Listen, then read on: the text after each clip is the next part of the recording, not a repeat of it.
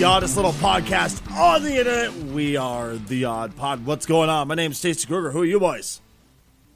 I am casually challenged. I am Rad Hazard 1. And I'm Robbie, and I have a little bit of a poem for you today. Okay. Uh-oh. Lay it on us, big man. Well, it's a classic one. You probably know it if you hear it. Casual will most likely know it. Remember, the 5th of November, the gunpowder treason and plot. I know of no reason why the gunpowder treason should ever be forgot. Happy 5th of November. Is this Guy Fawkes Day or whatever? Yep. Yes. For those that don't know the reference, Robbie can explain probably the real reference, but that's also a comic book movie reference to V for Vendetta. Oh. Yeah. The real world reference is basically hundreds of years ago, there was a plot to blow up the Houses of Parliament. It failed, obviously, and one of the people that were caught, one of the most famous people, was a guy named Guy Fawkes. He was burnt at the stake, and Jesus. Every every year after that, on November 5th, we have a bonfire and burn effigies of him and have fireworks. And you say my country's fucked up? Yeah. Jesus Christ, man! Like, oh, you remember that guy that tried to blow up Paul? Yeah, remember they burnt him? We're just gonna burn things that look like him. Let's get the kids together and stare at it. Oh yeah, boy. We get the local schools to create the effigies for him. God damn it! Well, if you think that's weird, in the United States, at like 1900 and previous, hanging people was a public event. Oh, yeah! Keep in mind that there's a difference between the U.S. and the U.K. in one very important factor. The U.K. celebrates the 5th of November by burning effigies of a man that was attempting treason. The U.S. celebrates the 4th of July by celebrating what would have been treason if we didn't get our independence. I suppose, but the difference is we turn out to be the greatest country in the entire world. Mic drop, walking away. Going off of what Rad said about hanging people, outside of, literally right outside of where I work, is actually where my town used to hang people. Fucking hell. I don't understand why that used to be a public event. It just seems so weird to me. Because there was no cable TV and Stranger Things was not. Stranger fucking Things! Yeah, they would literally make a day of it. You know, go take the kids, take your picnic basket, we're going to the hangings. They really would. Like, that was an event. Yeah, there's a thing where it's called gallows humor, where the people going up to the being hung would entertain the crowd slightly, I guess. Yeah, they kind of make a joke of it in a way. Oh my God. Welcome to the most depressing podcast start ever. You say depressing, I say this is so metal. Metal! We got Cannibal Corpse's whole new CD written right there. The entire next CD for Cannibal Corpse written. Done! You're welcome, Corpse Grinder. In case you don't know him, George Corpse Grinder, the lead singer. Fuck. So, about that Dave Haas. Yes. Welcome to Words with Stacy Kruger. So I had a fun event yesterday, guys, and the beginning of today before I showed back up for the podcast. I went to a concert yet again, except it wasn't as bad as the last we all remember the last concert I went to, right? I think we talked about that plenty on the podcast, right? No, what happened? Where I managed to injure myself by headbanging, and I was in pain for 2 weeks straight until everything finally came back into order. And I was so high I could barely talk because of the pills they put me on. Only Stacy is that metal. I'm so metal that I headbang so hard. Or he's just old. Fuck you! I'm metal, you son of a bitch! Stacy is a metal hipster.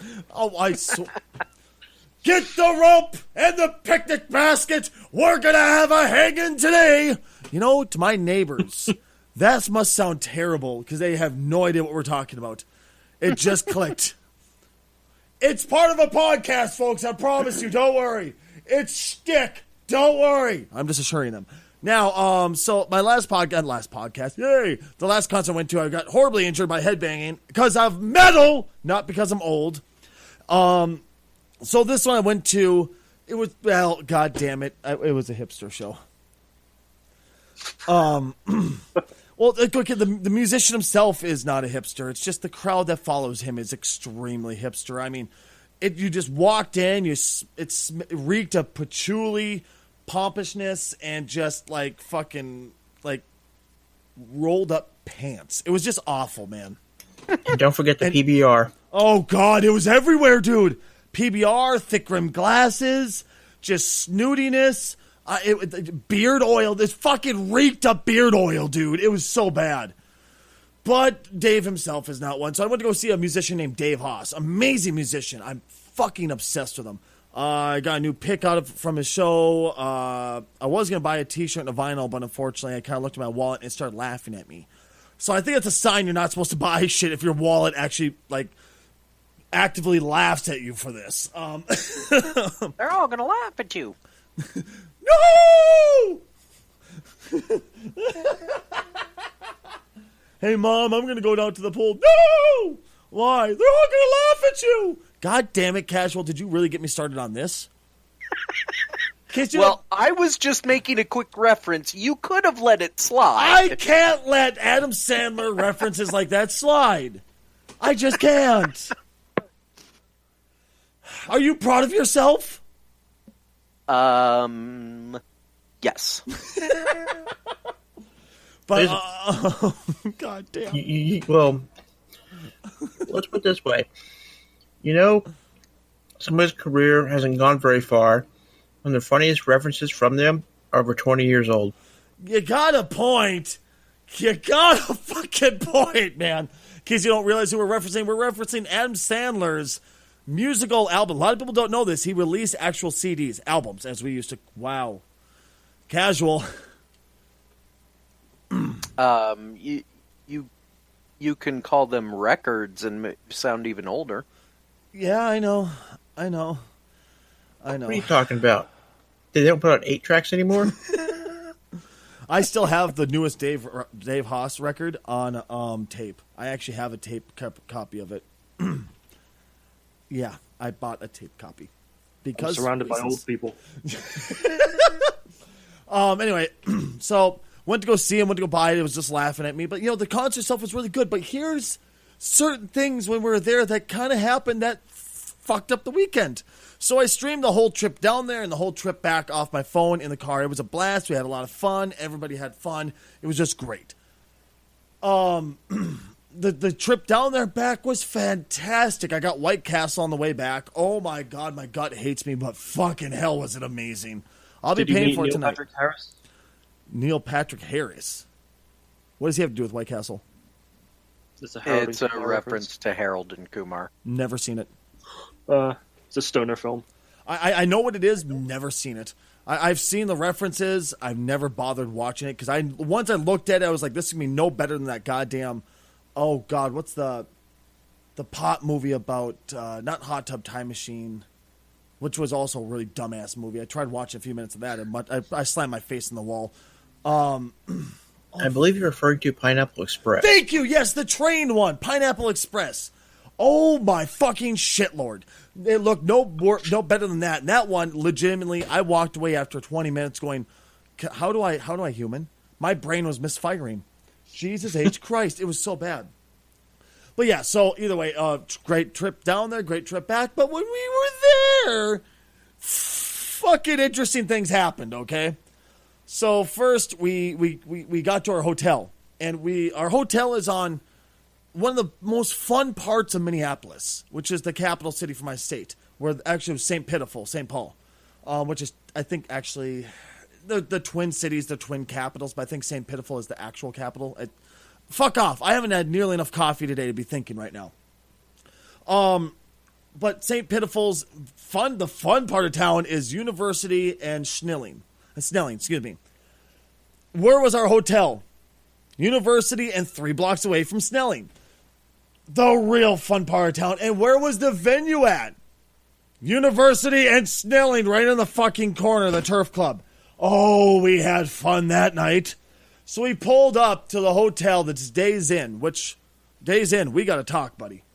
We need to talk. Pulled in and we parked in front of us, went, oh no. Oh, did we really just do this to ourselves?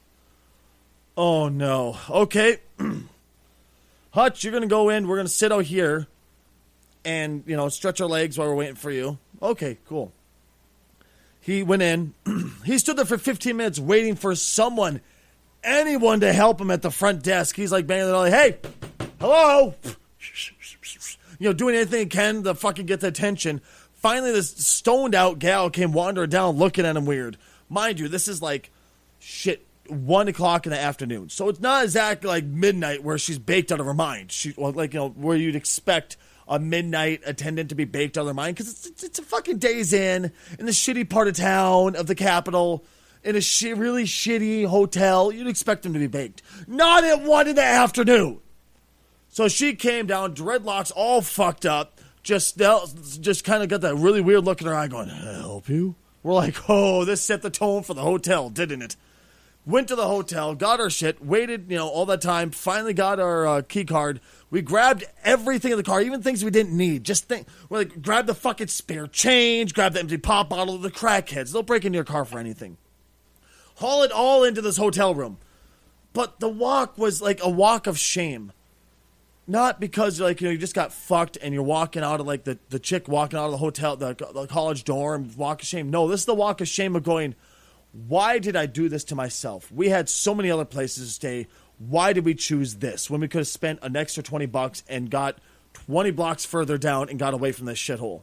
But no, the walk of shame to the hotel room. So we walk in, and this set the tone really for the hotel room itself. Not just the stay, but the hotel room itself. We tried to use the key card reader.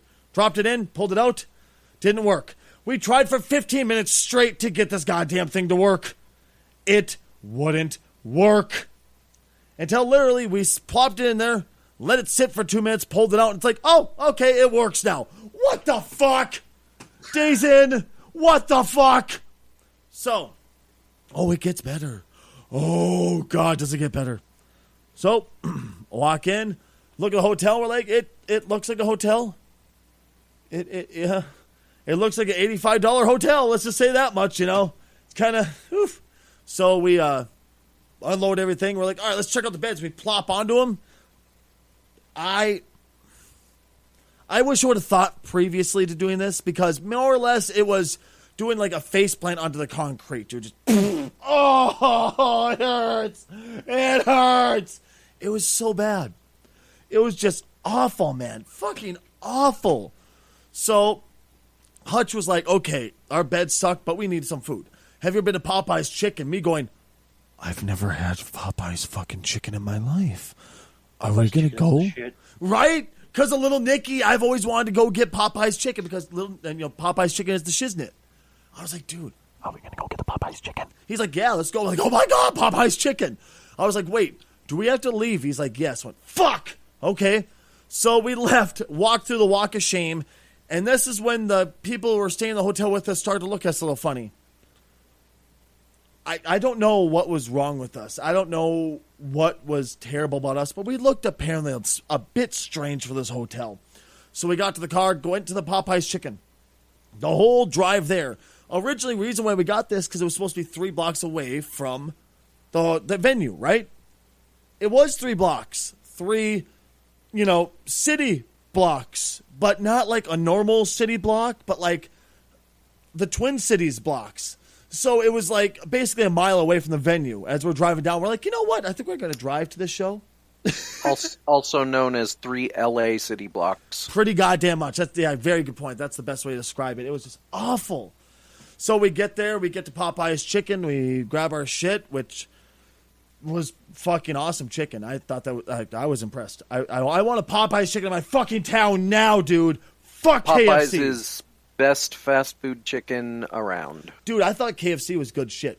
Fuck KFC. fuck KFC and his fucking Colonel ass.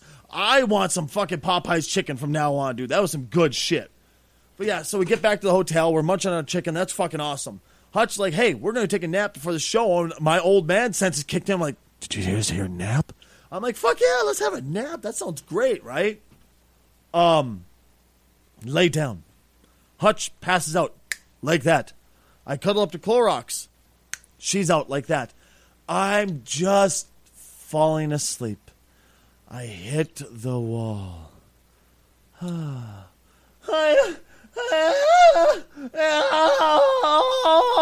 What the fuck is that? The neighbors are fucking so loud and so awkwardly. It sounds like they're faking it. But the problem is it went for 2 hours straight with a 5-minute, what I'm guessing is a water break in between. Oh, you heard me then. But, like, here's the best way to describe it, okay, guys? You know how, like, sometimes you'll hear people do impressions, like racist impressions of Asian people? I'm being dead serious. I'm not trying to be funny. I'm being dead serious. Like, that sound, the, oh, yeah, that whole thing, that is what she sounded like. But, like, trying to be serious. Like, you could tell she was faking it. But I don't know. It was, oh, yeah. And about an hour in, Clorox finally wakes up from it. She's like, what is that? We're like, what the fuck?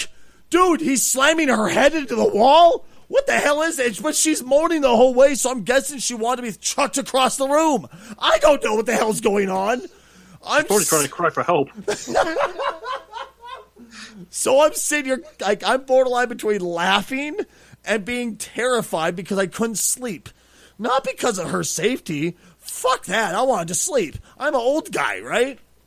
So I'm sitting here. I look at Clorox. I'm like, yeah, fuck you, bitch. You got to sleep. So Hutch managed to sleep the whole way through this. They finally stop, and that's when he wakes up like, oh, yeah. God, I'm tired. I want to take another nap. Like, fuck you, you're tired. I had to sleep through this. He's like, he's laughing at me like, I got to sleep through it, you fucking cunt. So, this is not where this night ends. I wish I could tell you that was the crescendo of the night. It gets better. Oh, does it get better? We get ready to leave. Hutch gets ready to go to the bar because he needs to grab something because he needs to take something for a headache. And he's like, hey, I'm going to grab a pop or something. Do you want something? Yeah, sure, no problem. I'll grab me whatever. He goes to turn off the light. And the TV pops. Lights go out. We're like, oh, shit. Did we just break the suite? Like the hotel? What the fuck just happened, right? He turns the switch back on. Lights come back on. The TV's off. Like, oh, fuck. How do we break it by turning off the TV? That's when we stopped. Like, wait a second. Turned on the TV. Waited a minute. Turned on. Hey, it came back on. Hutch, hit the light. Hit that switch. Popped it again. We look behind. The TV, the mini fridge, the microwave, the coffee maker, the light.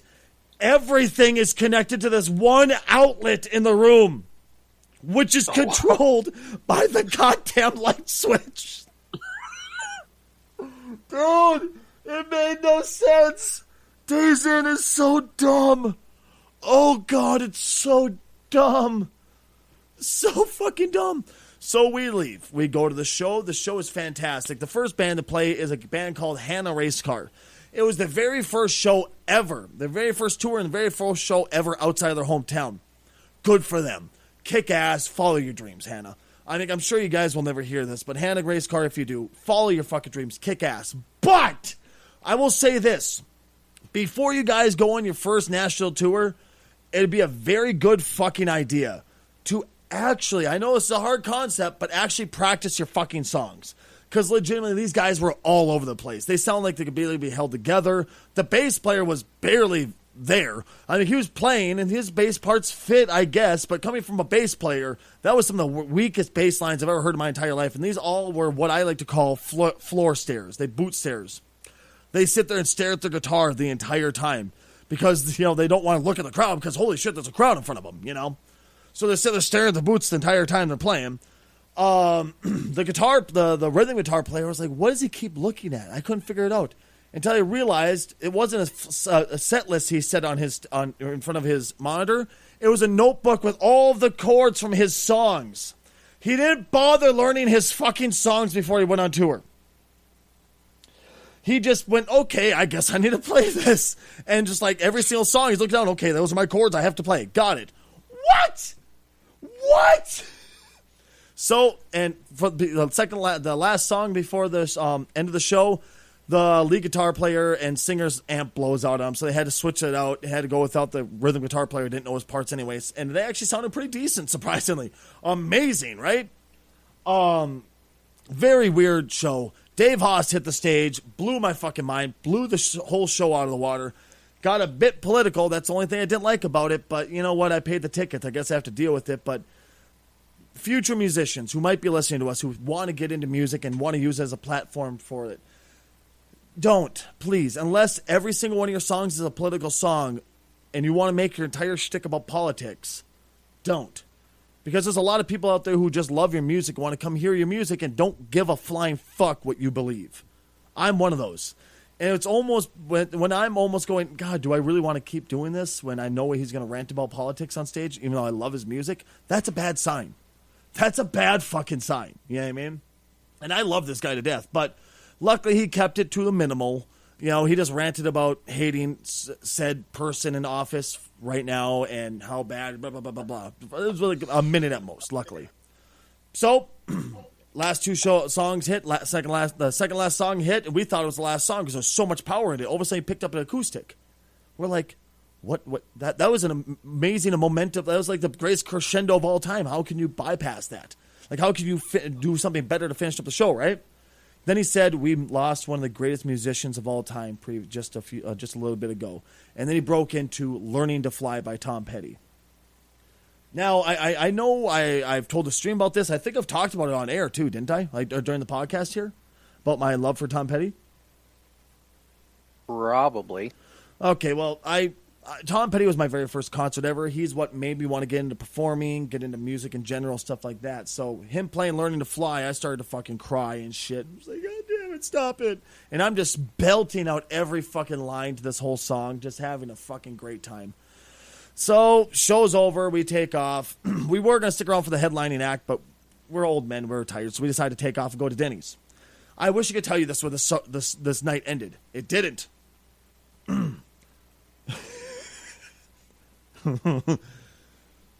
If you decide it's a great idea to drink and drive, you're a fucking idiot and you deserve what this guy got.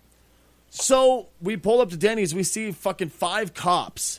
It was 3 squads, 6 cops, on just one guy. We're like, what the fuck happened?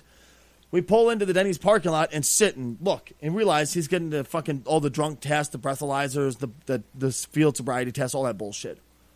It's like, okay, so he's drunk. And we're laughing at him, and we found ourselves within a minute doing play-by-play of his sobriety test. And that's when we decided it'd be a great idea to videotape it for tomorrow's stream. So we were legitimately doing play-by-play of this guy's sobriety test because it seemed like a good idea at the time. And we were cheering on when he got arrested for being a dumb fuck drinking and driving. Go into Dennys to grab our food.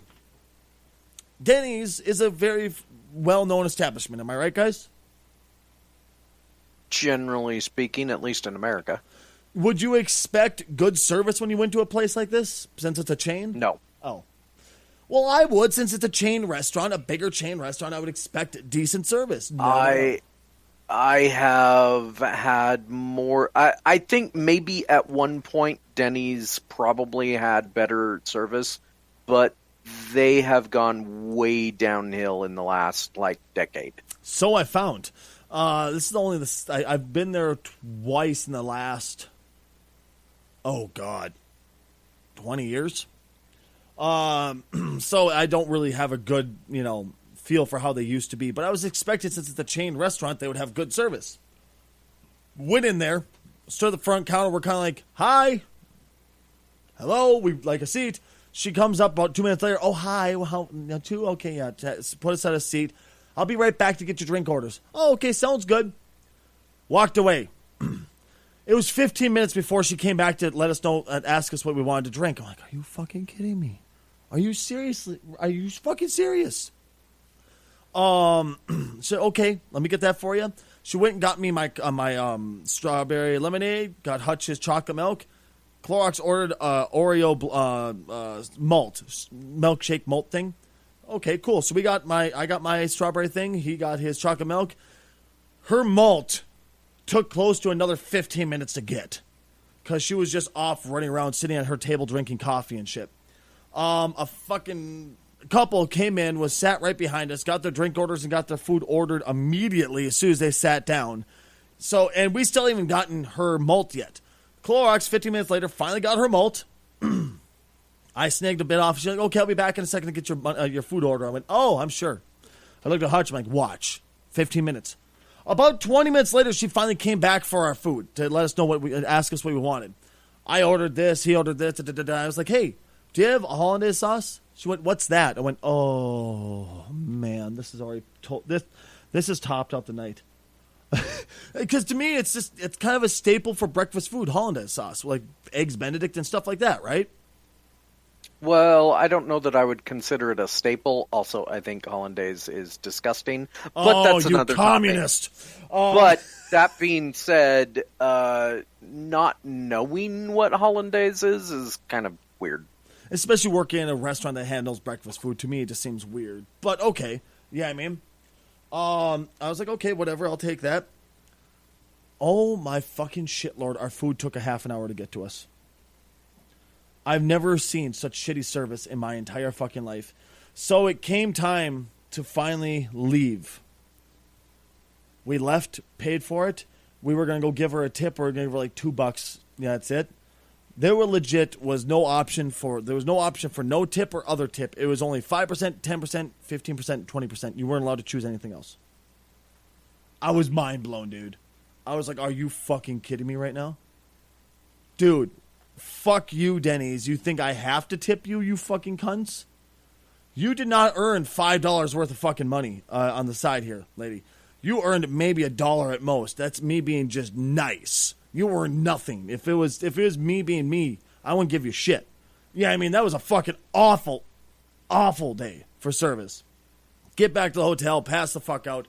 We get ready to leave.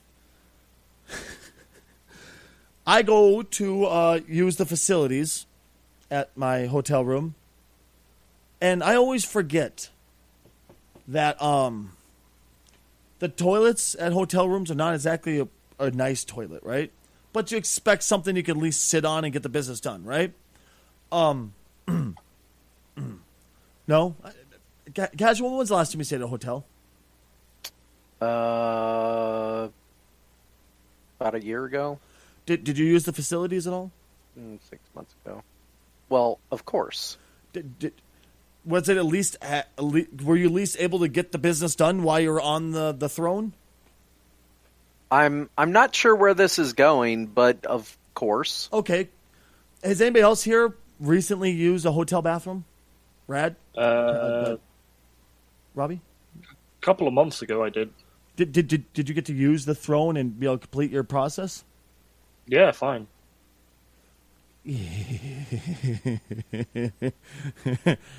I went to go sit on the throne. One, I almost fell in because the toilet seat was down, but it's just so awkwardly shaped that even my ass almost fell in to the water. But then I found out it wasn't just because of awkward shape. My entire package went underwater, and my little fucking general down there apparently wanted to play Submarine Man. It was so bad, dude. I was just like, Ew. I landed, I felt the splash landing, I shot up, I started pissing, because I was hovering. I was like, okay, I'll take a shit while hovering. And my knees started hurting. I was like, you know what? I don't give a nearly enough of a fuck to have to hover to take a shit in this awful, awful hotel, especially when I looked over to look at the ass wipe, and it was like that tissue paper that doesn't have any texture, and it's just like wax paper, and that's it. So it doesn't have, it would less wipe your ass, more to smear the shit around your ass. It was that bad of an experience in this place. Like, I can't get over how shitty this place was. No pun intended there, okay? Like, there's nothing worse, especially at 5 a.m. than just going, splash, oh God! So my review of Days In, Y'all are fucking awful. And I will never in my entire life stay at one of your fucking hotels. I was so incredibly unimpressed. I'm amazed. I am fucking amazed. You guys were able to sell a hotel room for $85 because it was worth at most $50. Which, oh, by the way, come to check out, you guys charged us an extra $16 on top of what you charged us online. Funny. That's before the fees. Ugh. I feel better now. Thank you guys for letting me get that out. You're welcome. Oh, and by the way, don't make hotel coffee. That shit's awful. Oh my god! Like this stuff, like it came in, like the pre-packaged little pouch. I went to go brew it up. It came out. I'm used to coffee being dark. It came out red. The fuck? Red and see, like imagine your tea, Robbie. It came out looking like a lighter shade of your tea. Oh god! Right? Horrible. Now, I actually have a picture of it on Instagram if anybody wants to go look at it. It's StacyKruger, Instagram.com/Stacy Kruger. I'm sorry. It was just fucked. It was fucked, dude. I was like, I am so unhappy right now.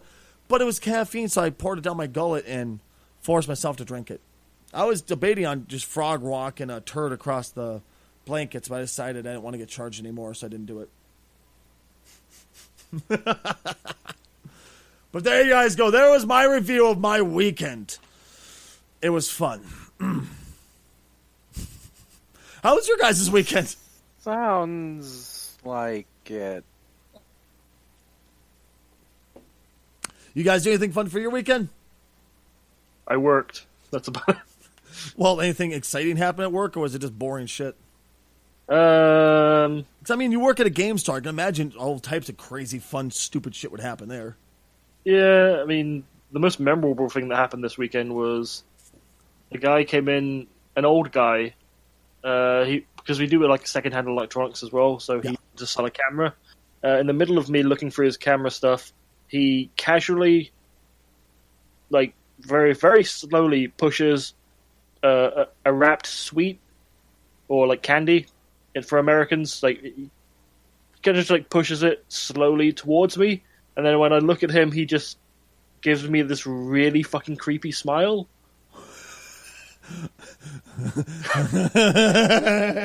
Yeah, he just like casually like pushed it towards me, and just like grinned at me. I was like, I'm not touching that. Wow, that's Robbie. That's really creepy. Robbie, he wanted your booty. God. He wanted your booty, Robbie. I hate to think what that sweet was laced with. Oh, god damn it. I Casual. made this myself.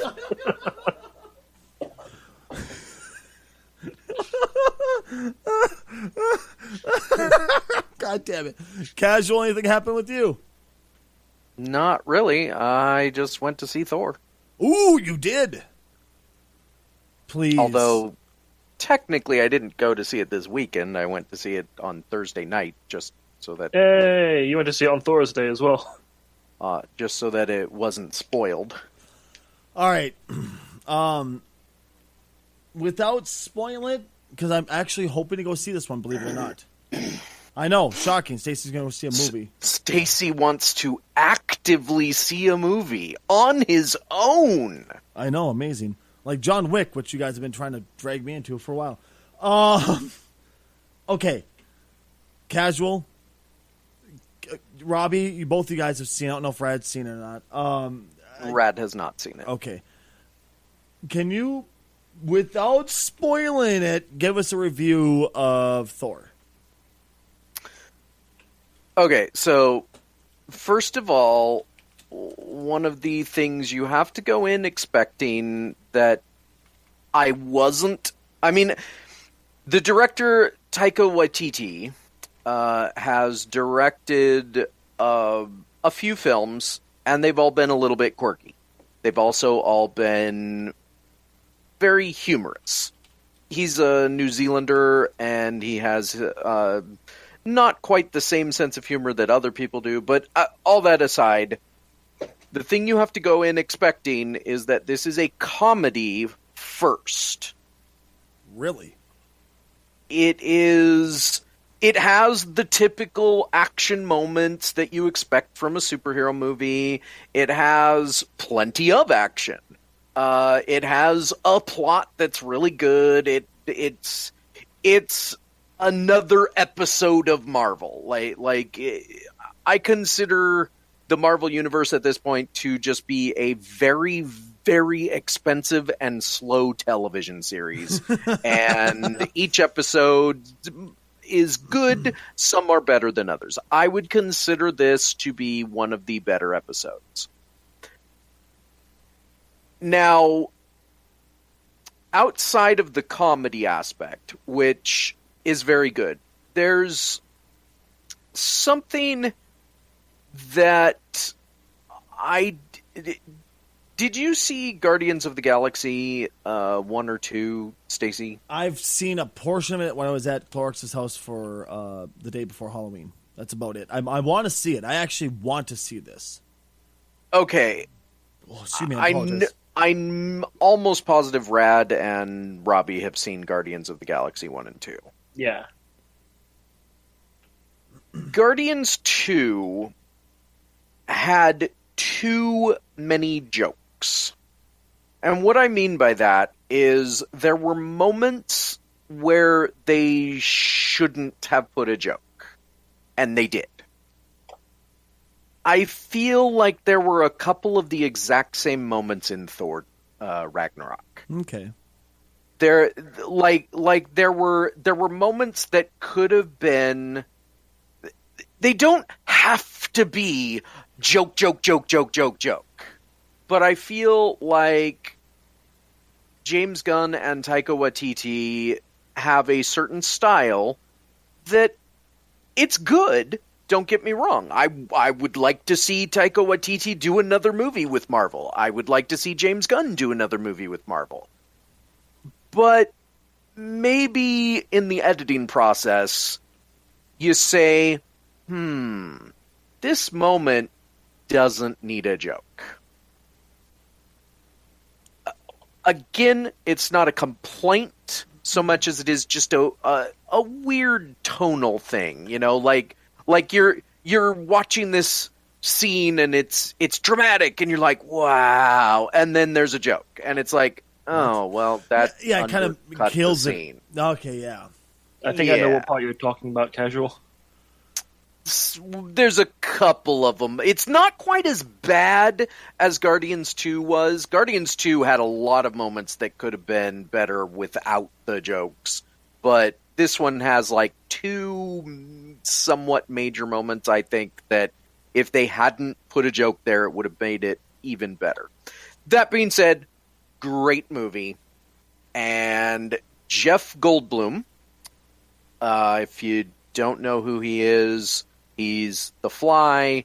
He's the guy from Independence Day. Phenomenal actor. Not Will Smith. So the good actor. Okay, I'm joking. Will Smith is good. I'm just being a smart ass.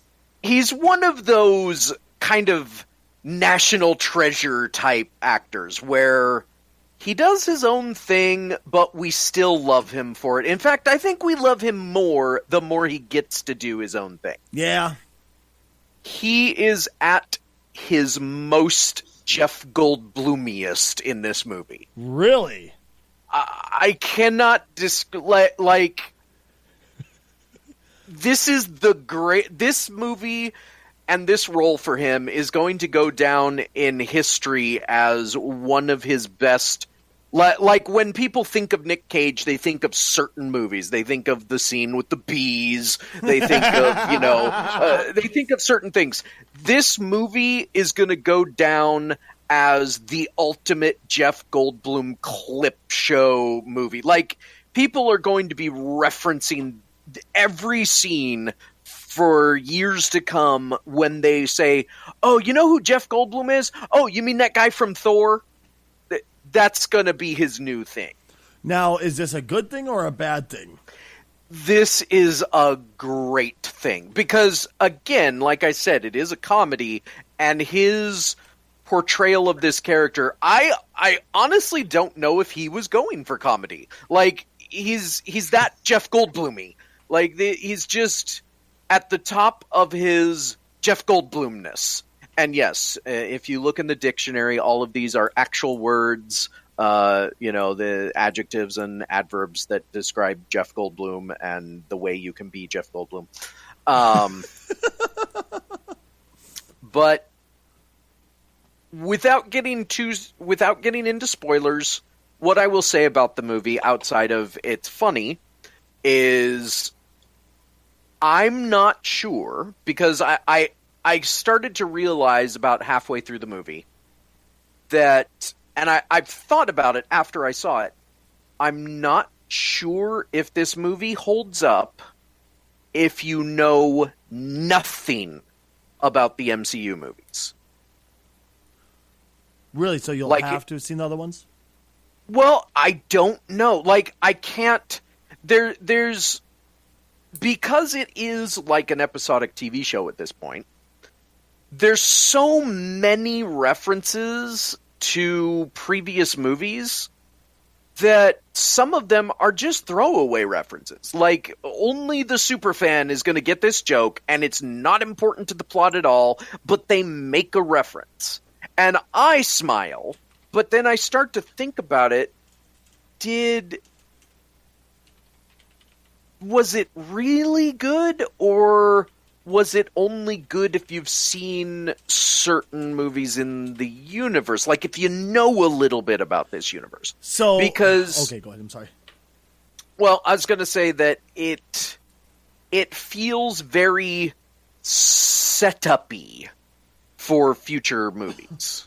Well, I was about to say, because I know in Spider-Man, the Homecoming, I haven't seen quite a bit of the MCU, and even that was... Like, they made some references, but they sure as hell made sure to include reference material for it so you could understand the reference. Right. And I'm not sure this movie does that. Like, there's a lot of little... So, let's go over the main characters. This is not spoilers. They were already shown in the trailers. You got Thor, obviously. You have Hulk. You have Loki. You've got, what's-her-face, Kate Blanchett's Hel, or Hela. And you've got the Jeff Goldblum character. Now, Jeff Goldblum is pretty much brand new, so there's no history there at all. Don't forget Korg. Hi, I'm Korg. That, by the way, was Taika Waititi, the voice of Korg. Okay. That's a little bit spoilery. You won't know who Korg is until you see the movie, but Korg is hilarious. So there is history between Thor and Loki. There's history between Thor and Hulk. There's history between Hulk and Loki. There's little moments in there that are very good because they're like, there's the first moment that Hulk appears. There's some reaction shots from people. Oh, yeah. Like that's from the trailer. That's my friend from work. Yeah, and I'm not going to get in spoilery as to all of it, but what I'm going to say is that those reaction shots don't work as well if you don't know the history. Okay. But when you say Jeff Goldblum's character doesn't have history, do you mean in the context of the MCU? Yes. Okay. Yes, I mean, like, he's basically, he was technically introduced in the credits of Guardians 2, but he has no history in the sense of the movies. But these other characters, they have all this history going on, and there's all this other stuff going on, and you can see the reactions and the interactions between these characters, the Hulk, Thor, and Loki, are really only capable because of the previous movies. So from that perspective, I don't know if it works on its own. But that being said, if you have seen even a couple of the movies where they've been in there before, and you enjoy the MCU just in general, it's hilarious. It makes Thor an interesting character and a fun character. Really didn't think he was interesting and fun before? I thought he was okay, but there's... See, I've loved the stories of Thor and stuff like that for so long. I guess I just kind of fell into it. But of course, that's also coming from a comic book reader, not just a person who's walking into movies. And that's where, like, your perspective on Captain America has always been that he's boring. Yep. Well, that was always my perspective on Thor for a different reason. Thor is literally a god, you know, and yes, I know he's an alien in this universe and all that stuff. But my point is that, okay, he's the Superman of the Marvel Universe. He's indestructible. He flies. He's, you know, whatever. Instead of shooting laser beams out of his eyes, he shoots lightning out of his hammer. But he's basically the Superman character, and let's be honest, Superman isn't the most interesting character unless he's written well. This is the movie, I think, that Thor is truly written well. This is the one that really gives him an interest beyond just the guy with the hammer. Now you're making it even more interesting to want to watch. It's a good movie. At the end of the day, it's a good movie. Now, we'll That's just really have what to matters, see but... if Justice League is good, because it comes out in 2 weeks. Okay, let's round table discussion. Who here has high hopes for Justice League? I don't have any high hopes at all, but I'm still going to see it. Really? Even though you don't have high hopes for it, you're going to see it anyway? Hell yeah, I've always wanted to see a Justice League film. I am kind of in the same boat as Robbie. I do want to see what they do with it, but I got to be honest, because it was in development before Wonder Woman and the direction that they were taking was the Snyder vision, I think it's, even with Joss Whedon coming in and reshoots and all the other things that they did, I think it's going to be not as bad as Suicide Squad, but possibly more towards Batman v Superman. So, no matter what, it's probably going to be dog shit. Well, maybe. Like I said, I don't have high hopes for it, but I'm going to go see it. So, I don't know what to say. I mean, I do want to see Batman versus Superman one day. I really, really do. Because the Batman fan in me wants to give it a chance so bad.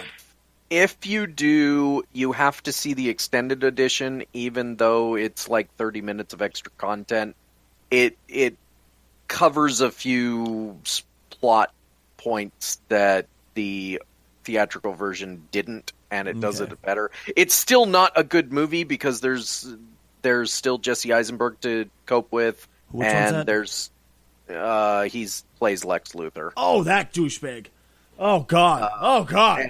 And there's also still the weird dream sequences that only a DC fan is really going to get those. Most casual observers, like myself, are going to be just confused.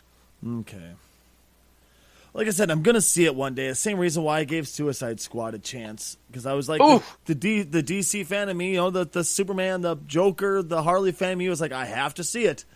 Ooh. And I watched it, and I was, that was painful. That was like a fucking metal enema, man. Not a heavy metal enema where you're like listening to Cannibal Corpse while they're pumping water in your ass. No. Where you could have Cannibal Corpse on all you want, but they're actually shooting metal shavings up your asshole, man. It's just bad. It's fucking bad, man. And the only thing to watch, you know, I'm going to stop before I go too far into this description.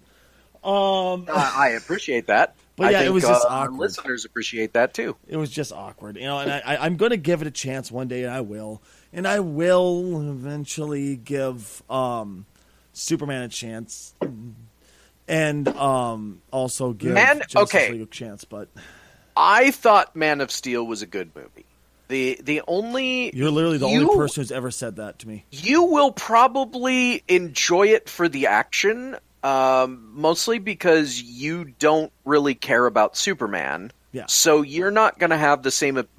The reason people didn't like Man of Steel was because Clark Kent, Kal-El, Superman does not go out of his way to save people.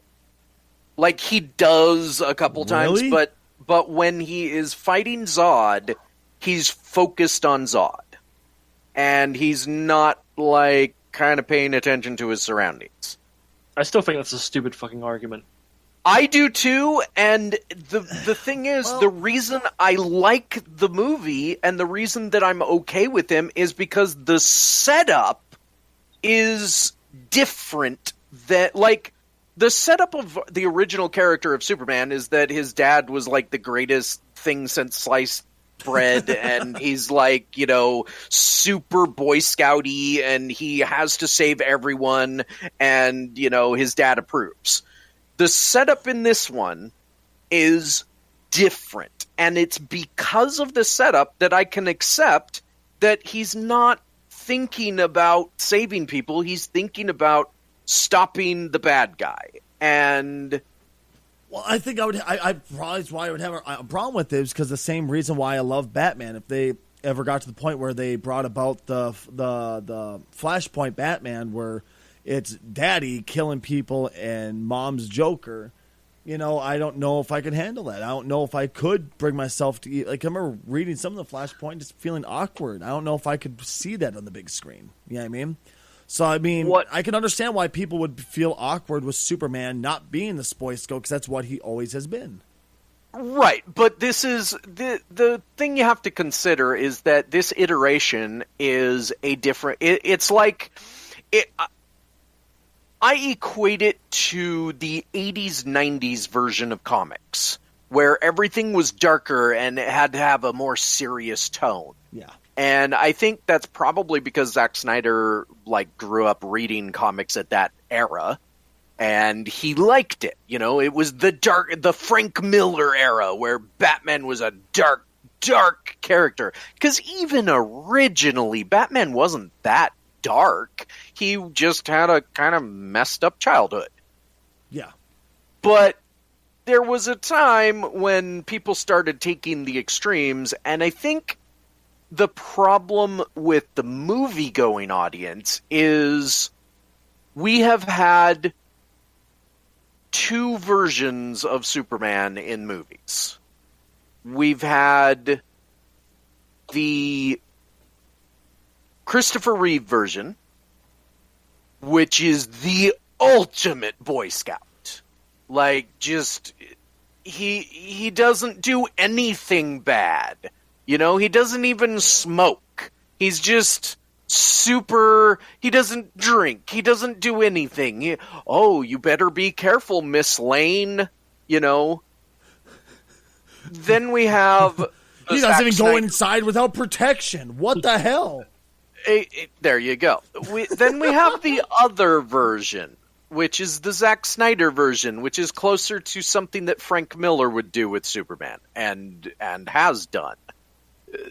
The darker, more angsty and all of that. And the two extremes, because we haven't had something in between, I think that's probably why people have the biggest problem with it, is because there's no middle ground. It's just, here's dark and broody Superman, and here's light and fluffy Superman.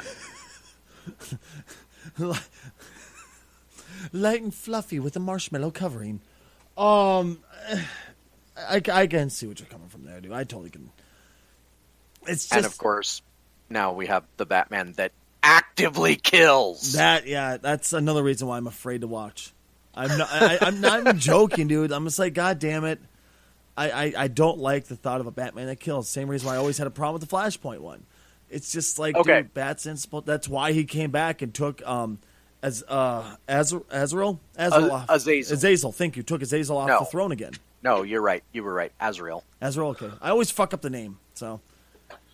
Azazel is a demon. Azrael is an angel. Okay, yeah, that's why they took Azrael off the throne, because he started killing instead, and then he had to take the mantle back, take the cowl back, excuse me.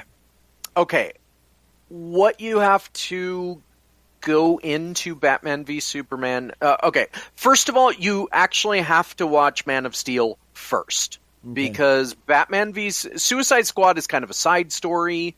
Wonder Woman takes place in its own time, because it's the past. Yeah. Batman v Superman is a direct sequel to Man of Steel. Like, direct. It even starts with an opening that is from a scene from Man of Steel. So you really have to see Man of Steel first so that you get the background for the new version of Superman. Would this kind of have the Thor syndrome, as you were pointing out earlier? In this particular case, yes, because otherwise you're kind of you get a little bit of it, but there's a lot of history there.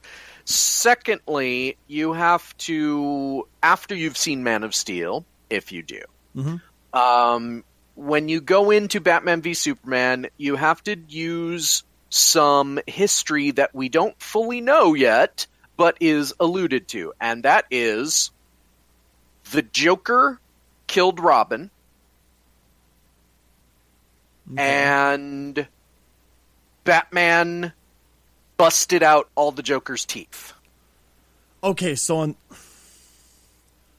that's why the Joker and the Suicide Squad has the Golden Grill. That's the theory. We don't know any of this yet, but the running theory from fans and just general extrapolation, because there's a scene later in Batman v Superman that kind of might explain why Batman is the way he is now, and it comes down to there's a Robin costume, and it has like spray paint on it or something. That one was from back awesome. in the cart. I think Mask of Phantasm. That was why did I say Mask of Phantasm? Where Joker killed Robin. Do you remember which one that was? Death in the Family. Yeah, that's Death in the the Death in the Family storyline. Thank you and so that's, much, yes. That's what basically what we, the comic book nerd fans, think is that because of that scene and the Joker's weird grill, Death in the Family has already occurred in this universe. Batman disappeared, and he has taken a new take on vigilante justice. Two things. One. Go. The Robin costume with the ha-ha-ha's on it, wasn't that ripped directly from Death in the Family comic book? I don't think so, because Maybe it was a cartoon? in Death in the Family, the comic book, the outfit, first of all, it's the typical comic book outfit, so it's made of paper, and it's, shredded all to hell, and Batman, I don't recall him. Maybe it was a cartoon. Then. But either way, the general consensus is that Batman either witnessed Joker kill Robin or got there later or whatever, but either way, Joker definitely killed Robin. Okay. Batman theoretically beat Joker to within an inch of his life and knocked out all his teeth.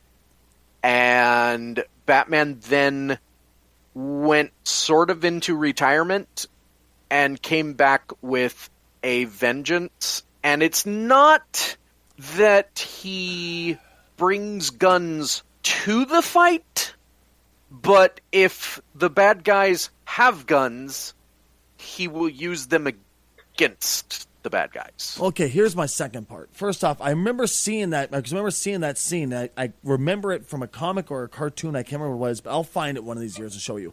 Either way, moving on. My thing is this. Why the fuck wouldn't they make a standalone Batman first that covered Death of the Family? Because that's such a powerful point in Batman's history. It really is. It's monumental.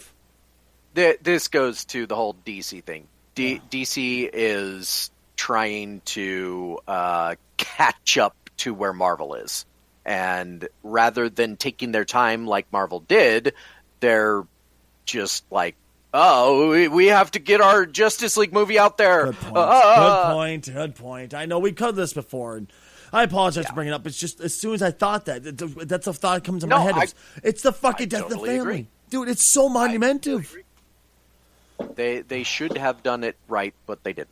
Yeah, fucking dicks. Here's another thing that people should have done right. How many times have we had issues with malware, ransomware, hijackware, stuff like that out there where people have heard about this and learned about this? How many times? Can you count how many times? It's countless to me. I honestly don't know. I can't Been stop. around since Windows became the operating system. Pretty goddamn much. I mean, I can't count the number of times. I remember when the whole FBI seized your computer, hijack-ware bullshit came about. Do you remember that? No. Not off the top of my head. Okay, what happened was someone would go to a nefarious site and download some type of software. Well, it turned out to be hijack where it would hijack your entire computer. It'd shut you down. You'd restart your computer and pop up the FBI's seal saying if you want your computer back, you were caught doing such and such illegal things. If you want your computer back and all of everything on here, you have to pay this much money as a fine. Like ransomware. That's the thing. I want to say it's ransomware, but ransomware only holds some data. It doesn't hold your entire computer. Hijack-ware takes over your entire computer and doesn't let you log in, period. Luckily, with this particular one, it was a little bit easier to get around. I just went into safe mode and deleted it. It wasn't for me. It was for my stepdad. He let, as we affectionately call this little prick, Spider Monkey. As soon as I said it, everybody's like, oh, God, Spider Monkey. I let Spider Monkey, and he let Spider Monkey use the computer, and Spider Monkey went on porn sites. Enough said. But, yeah, malware, hijackware, ransomware, shit like that's been around for a while. Why do people still fall for it? I don't know. People are stupid. That's why it's still around. You got a point. Well, Crunchyroll was the latest site to get nailed by it. Up until, I believe, yesterday, I think it got fixed, or earlier today it got fixed, as far as I understand, from what I'm catching from the story. Basically what happened is you came to Crunchyroll, which is anime streaming site, and you get nailed by this, a pop-up saying crunchyviewer.exe, telling you if you want to watch any of this type of stuff, you have to download this. Well, as soon as you fucking download, of course, what the fuck is it? Well, it's ransomware. And it would take over some of the files, not let you use it. It was just a really nasty piece of software. I mean, I can't help but wonder. I mean, am I the only motherfucker who doesn't go, I guess I have to download this, click? Well, okay, so I hate to say this because it's happened to somebody I know personally recently. There is an age thing to malware. And the reason that they target everyone is because someone is going to fall for it. And generally the two age ranges that tend to fall for it are the older or the younger. Because the younger don't want to get caught doing things that they're not supposed to on their computer, or they just don't understand because they don't have life experience yet. Mm-hmm. And the older, well, they're getting older. They're not as technically savvy anymore. They're getting older. And so that's generally who Crunchyroll is generally the younger demographic. The people that are going to Crunchyroll for the most part are, teens and true. And younger, and due to that fact, they're being targeted whether they know it or not, because, that's just what these people do, is they target everyone. Yeah, it blows my fucking mind. I mean, especially the older crowd, you think at this point would have learned. You think by now, after how long, to the point where even Dr. Phil's going, did you know that you shouldn't download random shit in your email? If Dr. Phil is reaching out to these people, you think that by now, at least the older generation would understand. I can get how my daughter, is younger, she could get nailed by this. I can see how my son could get nailed by this. My daughter, actually, I think would be a little bit smarter, but she's like refusing to look at me because, of course, Dad's the biggest fucking idiot on earth. Of course. Well, he has no idea about how to work a computer. Well, we all thought that about our parents, right? Well, yeah, because it's true. Oh my God. Until you are about mid-20s to mid-30s, different for each person. And then you go, Jesus Christ, they were a genius. Why did I not listen to them? They knew all of this shit. How did they know?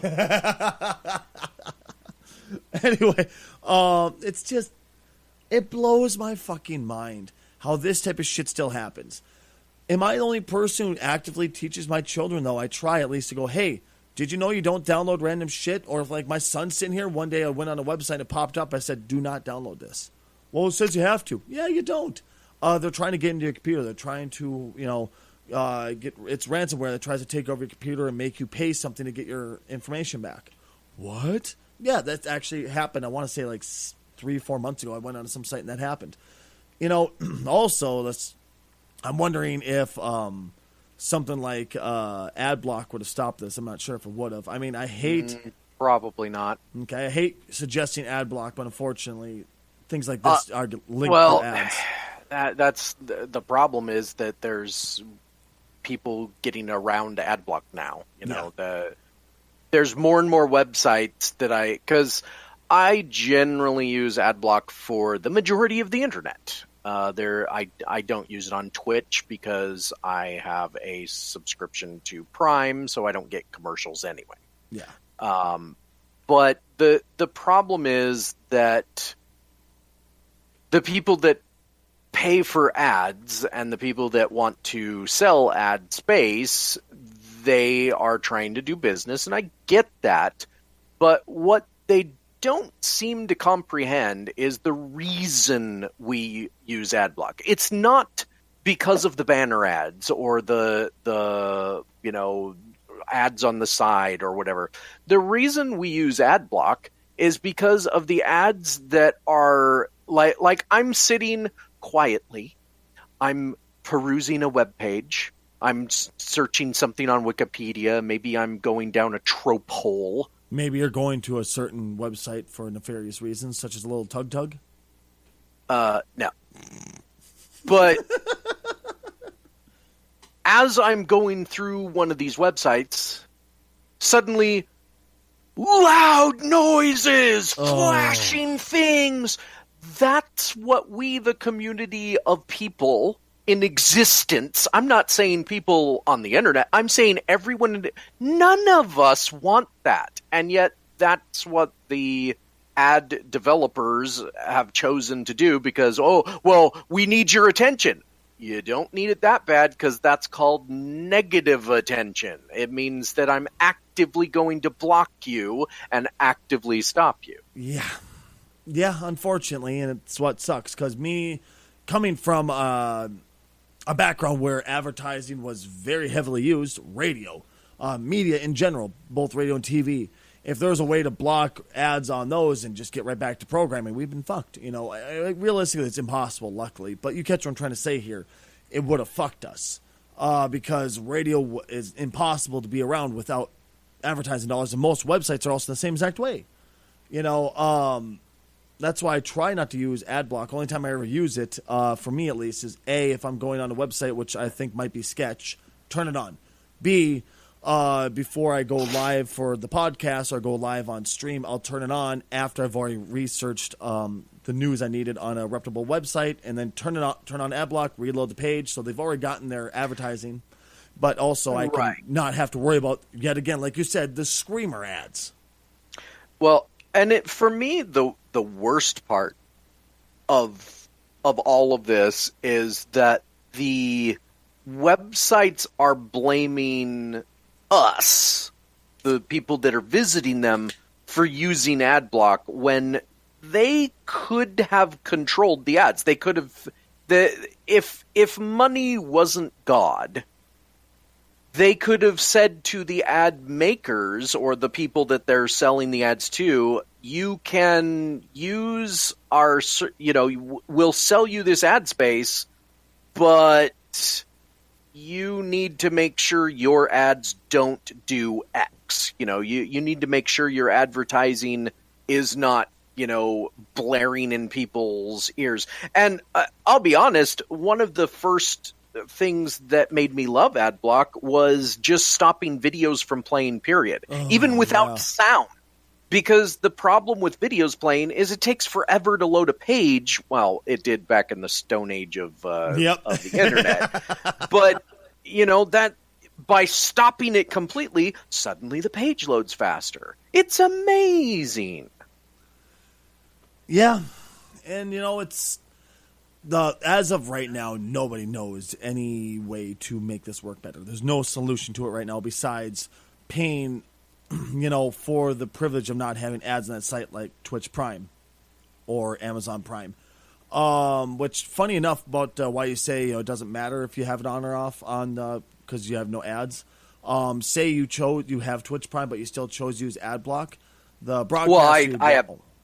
No, yeah, I know about that. I have AdBlock turned off on Twitch. Okay, I'm just going to let other people know, too, is if you choose to still just leave it on, you're like, well, I have Twitch Prime, what's the big deal?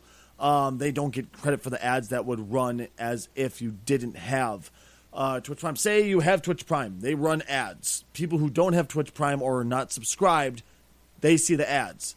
But they still get credit for you, the Twitch Prime user, for getting those ads.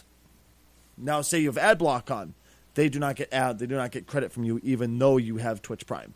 So that's why you want to make sure that on Twitch, at least, you have it turned off. But same thing with YouTube. Think of how much advertising dollars blowing out the water for YouTube content makers, because people don't want to sit through a fucking full minute-long unskippable ad.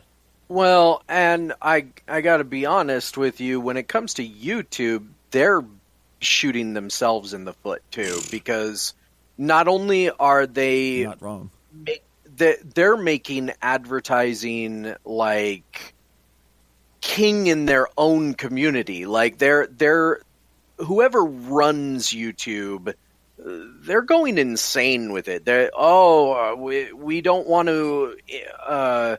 We don't want to anger the advertisers, so we're going to put all sorts of rules and regulations, but we're not going to really explain all of this stuff.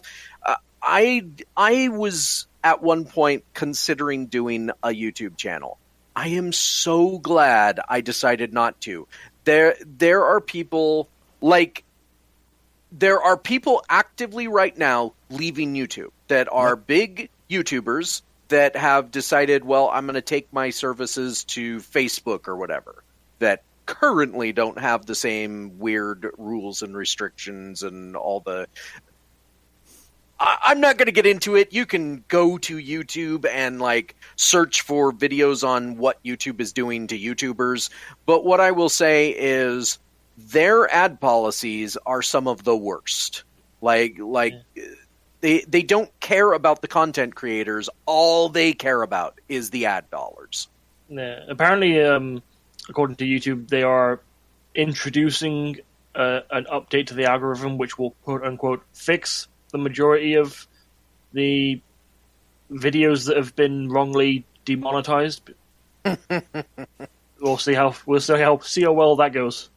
All I can say is YouTube still has plenty of YouTubers that are sticking around, because honestly, even with the current situation, YouTube is still pretty much the only place that you can go if you want your videos to get seen. But all I can say to YouTube And of course, YouTube people are listening to this podcast. Oh yeah, we're huge. All I can say to YouTube is if you don't change, if you decide to say you're changing and not do any changes, which has been what's been happening for like the last few years now, people are going to leave and you're not going to have a website anymore. Yep. Like, there's no way around it. Is YouTube still not making any money? YouTube should be making tons of money. Like, well, from what I remember, YouTube doesn't make Google any profit. They make enough to keep the website going. Bullshit, really? I don't. That's what I've believe heard. That. Based on the way they do their advertising, I don't believe that. But the thing is, they don't. As far as I know, they are not public, or they don't have to be public, so they don't have to post like their numbers. So who knows? And that's part of the problem. Like one of the YouTube channels I watch was talking about how it's impossible for him to know how much revenue he makes. Like he was breaking it down by saying that if you go to a job, a normal job, they give you a paycheck, and that paycheck is generally speaking going to be the same, and if it's not, you usually know why. But this guy was saying that basically he can have more views on a video, right? Mm-hmm. Or on all of his videos, let's say. Like in a month, he can have more views on all of his videos in this month than he did in the previous month. And yet when he gets the paycheck from YouTube, it will be less money for that month where he had more views. And that doesn't even make sense. I thought that was because they changed the algorithm so that it's not based on views anymore. It's based on it might be, interaction.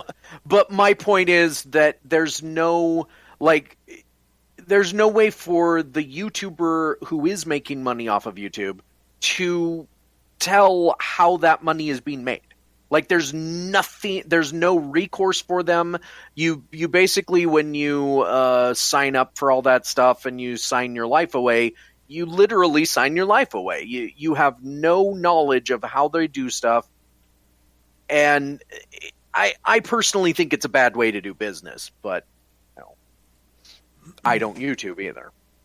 Well, I technically do, but by the basis definition of YouTubing, like I post my best ofs up there, and I can't remember the single time I've ever made money off of YouTube because every single one of my videos got me demonetized because of language or content or something like that. Right. Apparently, if I say cunt, immediately I'm a bad person. You know, Stacy, the way the YouTube monetization shit is now, if you say literally anything, even if it's not a swear word or if it's just like something that they deem what's the term? lewd or not even lewd, but controversial. Yeah. Yeah. Then you automatically get demonetized. Oh, like the critical thinking sites are again, or as other people would call it, Well, yeah, well, I mean, even if you just What's the mention one something that's from the news. like there is like, okay, so obviously if you were to talk about conspiracy sites, not critical thinking. Sorry. if you were to talk about anything related to the LBGT, That one. I remember that. Oh, yeah. exploded. Yep. you know, was a bad one. that's one of them. If you're talking about death and war, that's potentially one of them. But here's the messed up part about that. Like the YouTuber that I watch, whose video I was talking about, he talks about war all the time. But what he's talking about is like he's extrapolating on history. He talks about medieval warfare, and he talks about like how was a spear used in the, back in the olden days, And the problem is that they don't have humans doing any of the demonetization stuff. Mm-hmm. It's all bots. It's all algorithms and programs that are basically just taking keywords and saying, oh, this one is bad, it has to go, even if it's not bad. And that's the biggest problem, in my opinion, that YouTube has right now, is they're not interacting with their content creators. They're just like, a bot has made this decision, you're fucked.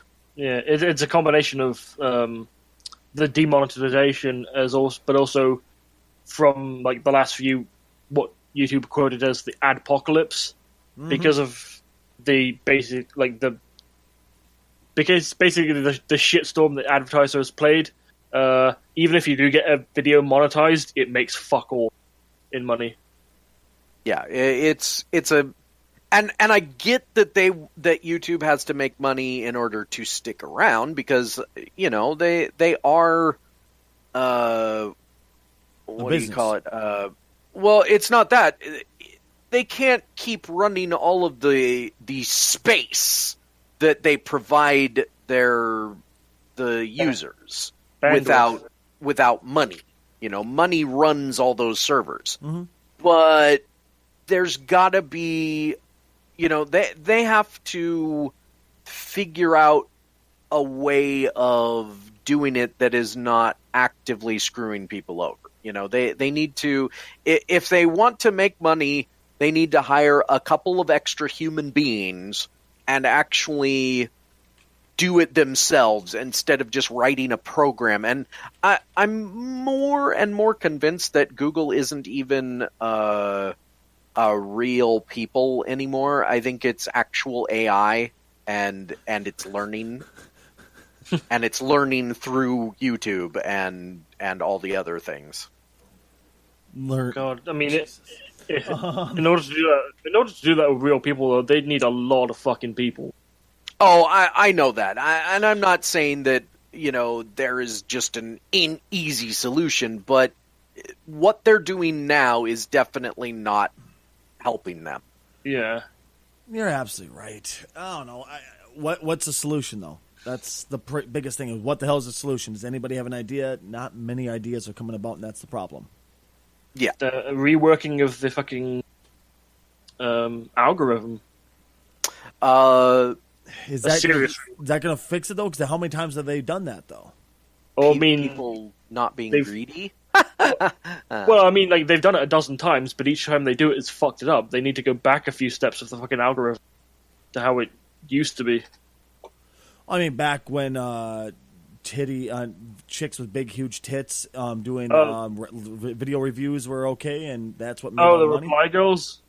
Yeah, I remember those. Is that where you want to go back to, or what? The problem is no matter how far we go back, there was always problems. Yeah, but it was less fucked up then than it is now. At least then we'd have a better place to start from. What? Just because the titties? No. I mean, I don't mind titties. I do get what you're saying. Don't get me wrong. Obviously, I'm just trying to make a smile out of this.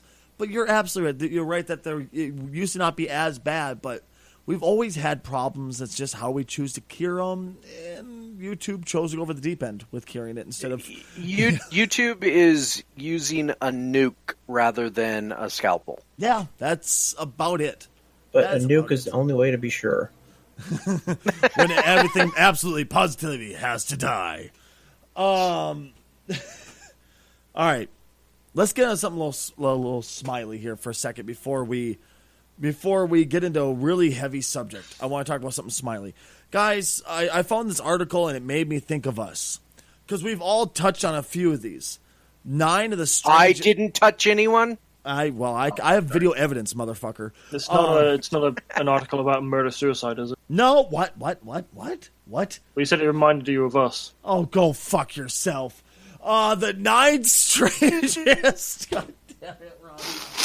The 9 strangest gaming urban legends. I think we've touched on a couple of these, honestly.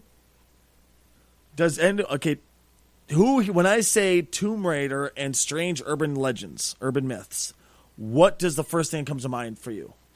All I remember from Tomb Raider is locking the butler in the fridge. No, I have not read this article, but I can already tell you because it was a big deal back in the day. the nude code. Yep. Everybody swore up and down there was a nude code. And IDOS Interactive, who used to own Tomb Raider, was swearing up and down there wasn't one. And fact, there was never a nude code. Never once. But you know what? It was before the internet, was really, really big and predominant. Oh my so, God, it was before the internet was a big thing. Yep, it was still just used by terrible. media outlets and stuff like that for sports scores. I can still talk about the beginnings of the internet because I was there. I saw it. And it was creepy. Stacy's old. Oh, yeah, I am. I'll admit it. I'm fucking old. I'm older. I remember when the internet wasn't a thing and they were calling it the information superhighway. Yep. It was a theoretical thing, and they said it wouldn't happen until long into the future. And it happened like 3 years after they were talking about it. Yep, casual. I know exactly what you're talking about, buddy. I watched an old news clip of some news anchors asking what the internet was, and it seemed like the most surreal thing to me ever. Right? People had no clue. Specifically, this was in 93. No, not 90. This was in the 80s. This was in when I was still in elementary school. I remember in 5th and 6th grade, people kept talking about this mysterious thing, the information superhighway. And it was going to connect the world in ways we never knew possible. Information would be free and everybody would be happy. And they talked about it like it would happen in the year 2000. And then, like, a couple years later, the beginnings of the internet happened, and by the early 90s, we had Ultima Online. Yeah. Okay, casual. I'm going to ask this. I'm going to see if you remember this. Do you remember back when they would have to use the information superhighway, they would have to take the phone and put it onto the suction cup? The speaker and the microphone on there? It would watch back and forth? Are you guys? Everybody listening, please watch War Games. That is the greatest thing ever. No, we're not Stacy. fucking with you at all, dude. No, we're not. We're being dead serious.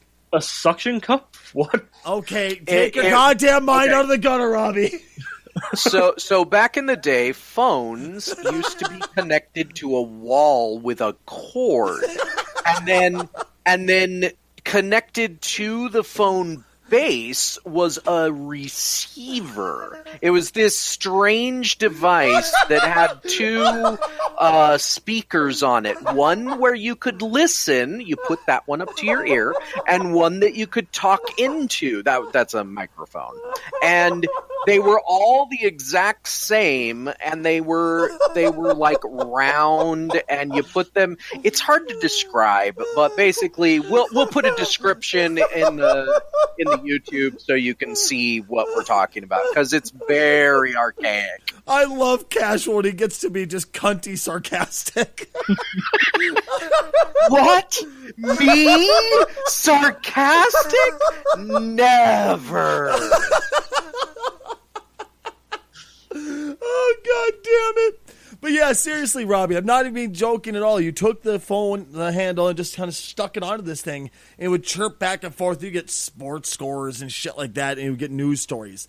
Legitimately, it was used mainly in the media and stuff like that. That's it. And that was the beginning of the information superhighway of it. Well, that was the beginning of it being introduced into the real world instead of it just being like a government kind of thing and testing thing among scientists. It was fucking fantastic, man. We got another one.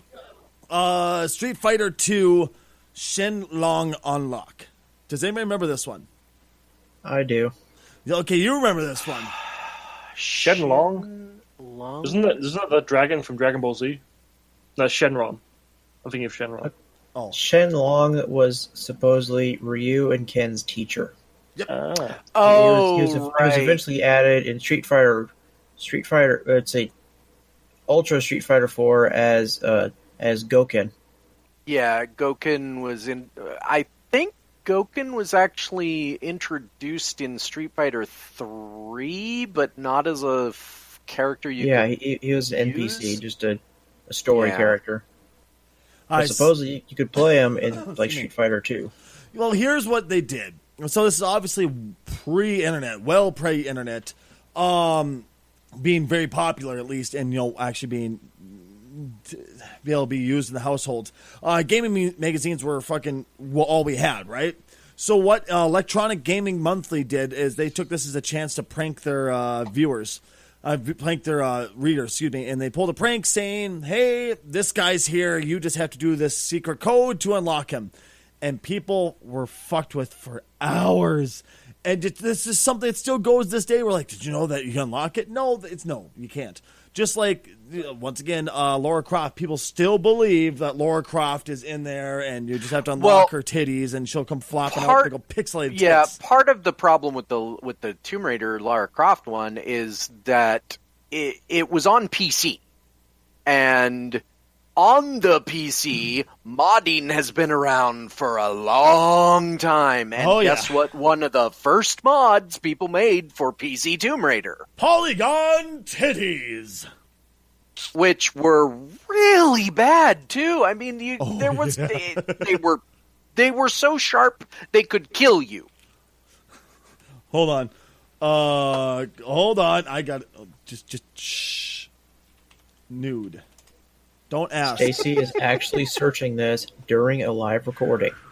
If Stacy disappears, it's because he has encountered some malware. Oh my god! I'm sorry. What?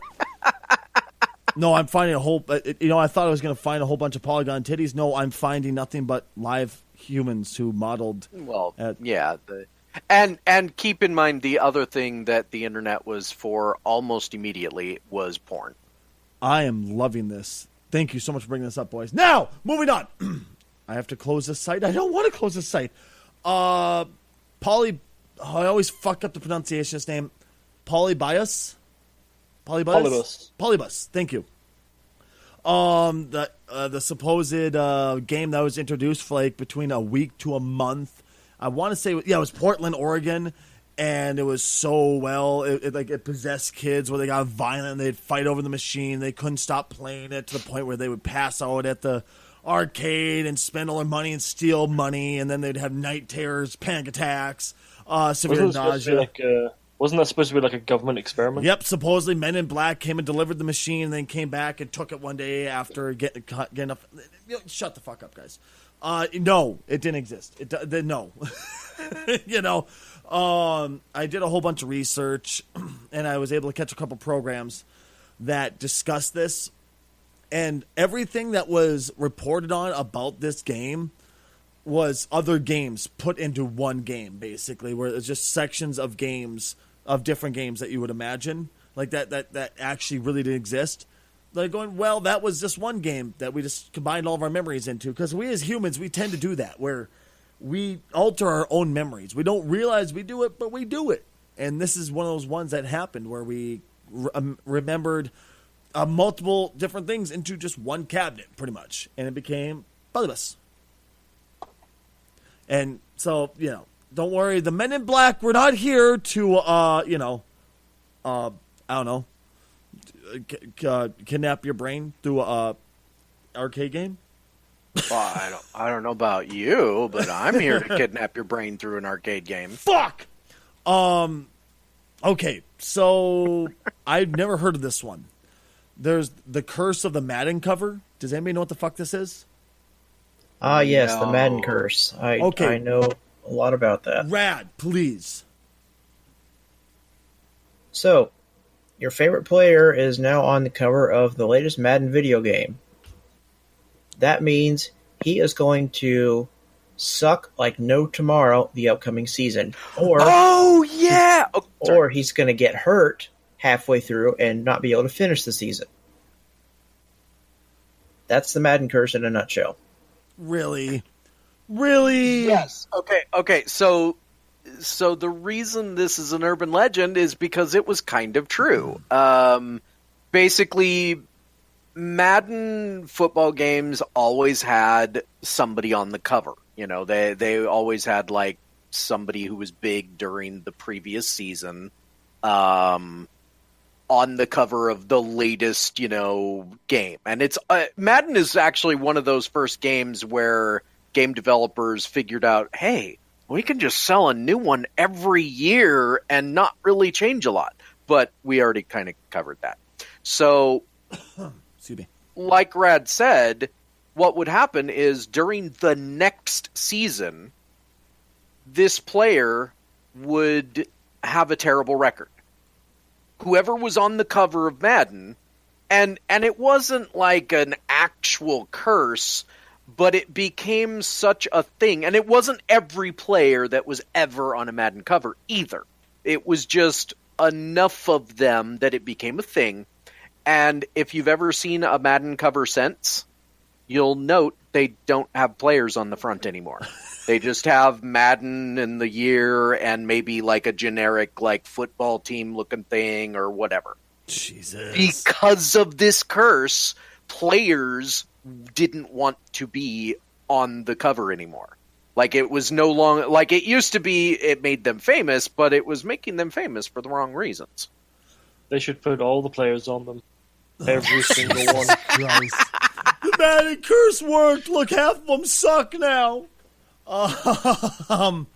Now, But it's all right because they all suck. They're all even. oh Jesus. So I have one.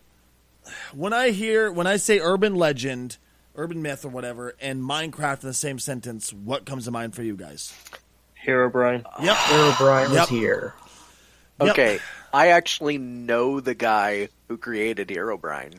The fucking forum myth? Are you shitting me? The guy who started the whole forum bullshit with them?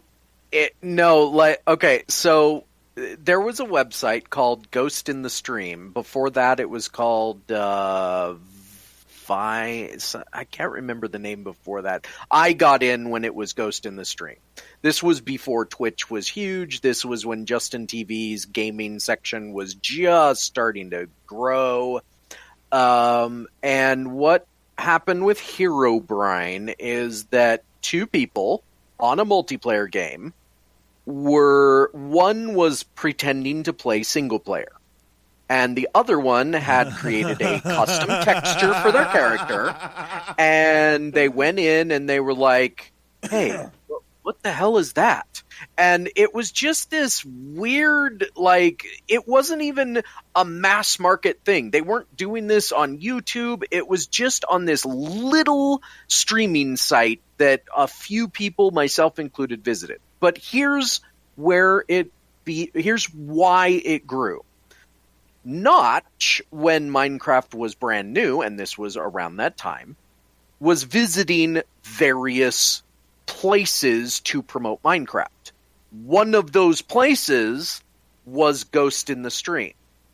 He promoted somebody, and it wasn't even the guy that had created Herobrine. It was another streamer. He tweeted out, so-and-so's playing Minecraft, go check it out.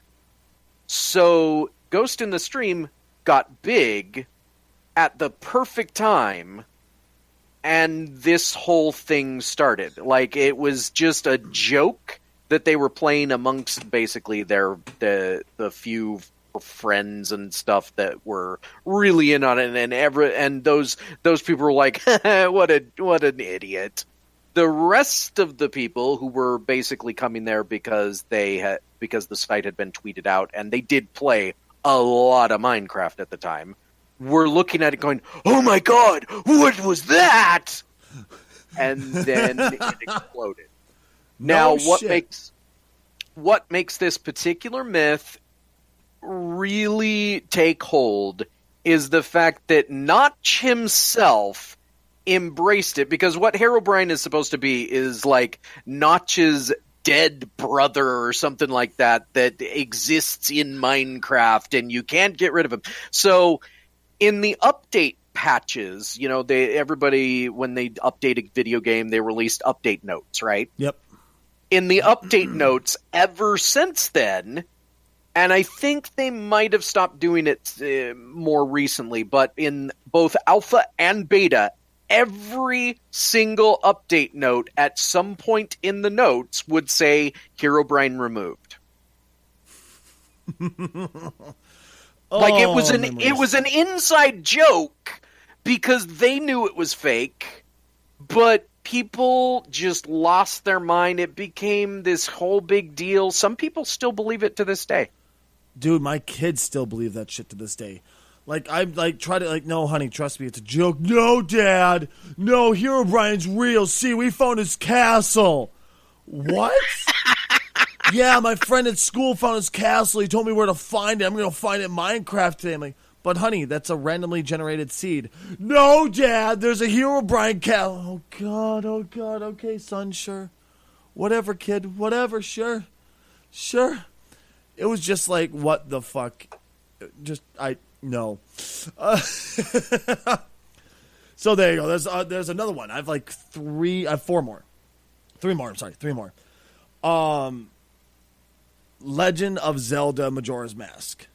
Does anybody know this one? Ben drowned. Yep, Ben drowned. It was for the 64. So what happens is, if supposedly, this guy bought the Legend of Zelda. What's that? That's just like a creepypasta, though, isn't it? No. It's a creepypasta story. Well, it was a full video released with it. Yeah, that was made after the creepypasta, I'm pretty sure. Could have swore the video was released before the creepypasta. Certain creepypastas are still urban legends. Okay, so I'm not. We'll go with Robbie because he's usually right about this type of stuff. So, but as far as the story goes, a user found an unmarked copy of Majora's Mask. If I remember correctly, it was on eBay, but maybe he just found it. No, it was at a yard sale. Yard sale, okay. Went home to play it on 64, loaded up, and he entered the menu screen, found a lone save file called Ben. Ignoring it, he created a new save file. Over the course of play, he noticed references to him. The characters reference him only as Ben. What followed took the user into a nightmarish vision of Majora's Mask, distorted music, visual effects pounding, populating the many safe areas, even a creepy statue of Link routinely stalking the player, around his journey. Eventually, the whole save file crashed, and it was you would systematically commit suicide out of nowhere, fall through the world, stuff like that. It was fake, obviously, but yeah, people believe this. People were believed that small child Ben who drowned, his spirit overtook this Majora's Mask for the 64's cartridge, and you can find Ben in the cartridge of just this one cartridge. I think people have way too much time in their hands. You think? Well,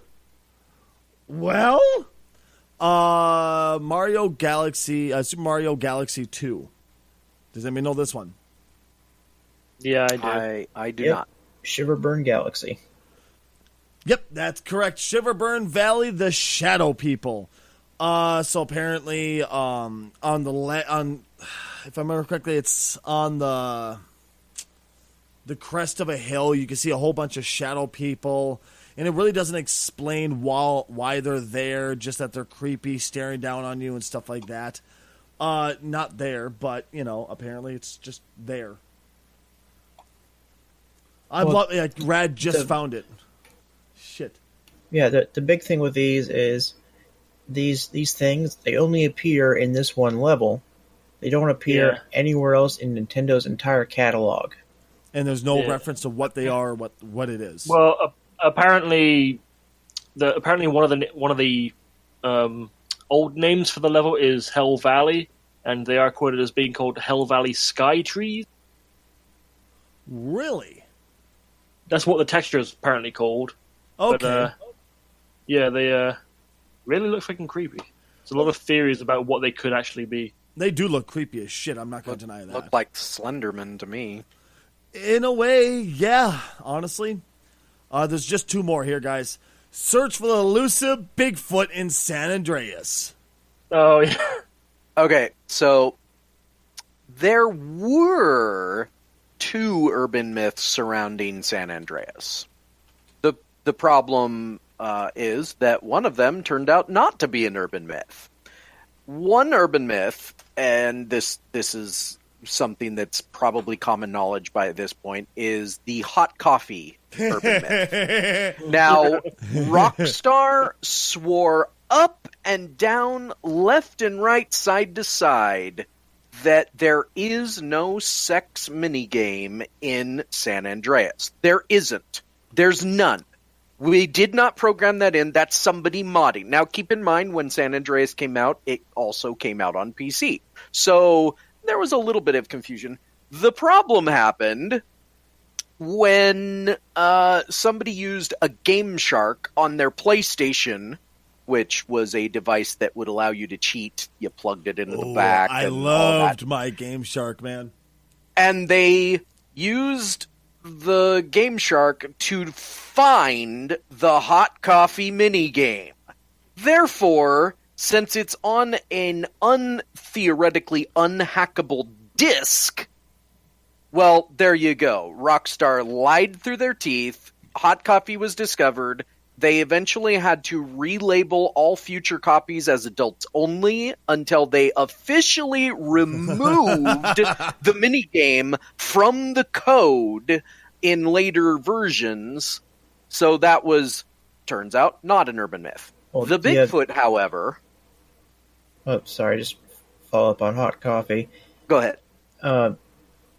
Now, what he means by remove, what Rockstar meant was, we removed the triggers to activate this part of the code. So think of it as a room with no doors.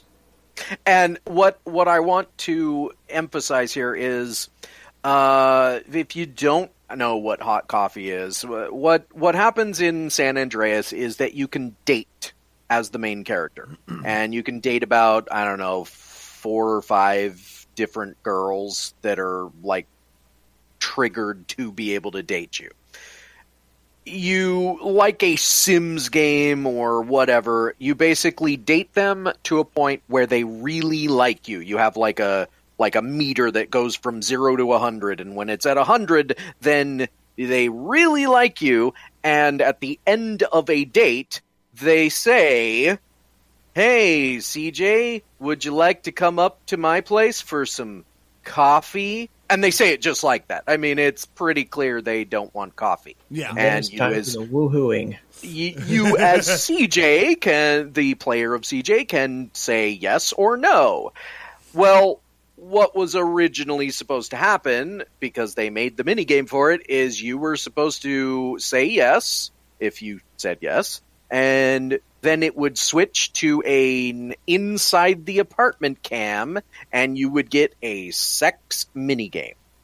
And it was awful. Oh, yeah. And because the resolution of San Andreas wasn't very good. The character models looked terrible, and you could do a couple of different things. You could, like, change positions. Yes, I tried it out. You could, and basically it was using the left and right analog stick on the controller, and it would vibrate more or less depending on how well you were doing. It was removed not because of the controversy. Like, some people think it was because of the controversy. I am of the opinion that it was removed because Rockstar themselves looked at it and said, this doesn't look good. Exactly. Now, do you know anything about the Bigfoot whole ordeal? Well, I don't know how it started, but I do know that basically there was a rumor because of redwood forests and other things, and since San Andreas is supposed to be California, that you could find Bigfoot in the game. And people swore up. There's actually another one related to that. It's a urban myth about zombie mode in San Andreas, which also never existed. Saints Row 3 actually introduced zombies, I think probably poking fun at the idea. Basically, the article, you might be able to explain why it got started, but yeah, there is no Bigfoot. Okay. I think we have just enough time for this last one because we went pretty long with the tooth on this one. Probably the most well-known and the most dark one of all of the gaming urban myths. It has to do with Pokemon. Anybody? Gotta catch 'em all. I present to you Lavender Town Syndrome. Oh, Yep. yeah. Yep. Where supposedly the music was making kids want to commit suicide because it was only ghosts only, so it's a good game. It was like a Pokemon graveyard. Supposedly, like it would crash your game if you went there and you encounter this one ghost or some really weird. I mean, realistically, if you sit back and think about it now, that's really fucking stupid of all of them to think about. But once again, this is pre-internet, man. You know, I think that I'm trying to think of when it was released. Early '90s, wasn't it? Pokemon Game Boy. Pokemon games came out in 1997. Okay, well then it would have been the birth of the infancy of the internet. Right at the beginning of the modern internet. Yep. Okay. So, you know, realistically, it's pretty fucking stupid. You know, don't be fucking idiots, kids. But yeah, supposedly it would make you commit suicide because the music was so sad you couldn't help but want to, commit suicide because the dead Pokemon would drive you to kill yourself. Or it was just fucking. But no, the music wasn't bad like that at all. Here's another reason why this myth is really dumb. Huh.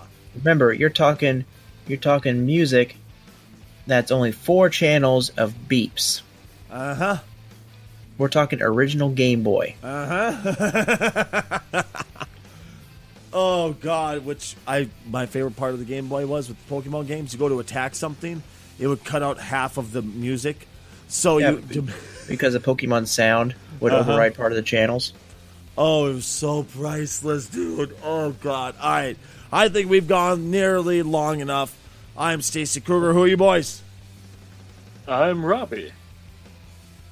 I am Rad Hazard, and you've been listening to the Odd Pod Podcast radio station. I'm Casually Challenged, and I love Rad's radio voice. Let's get more Rad radio. Rad radio on tap. Oh yeah. Don't forget to burn your traitors. Oh, God damn it. I love you guys. Thank you all so much for being here. We will catch you all next time.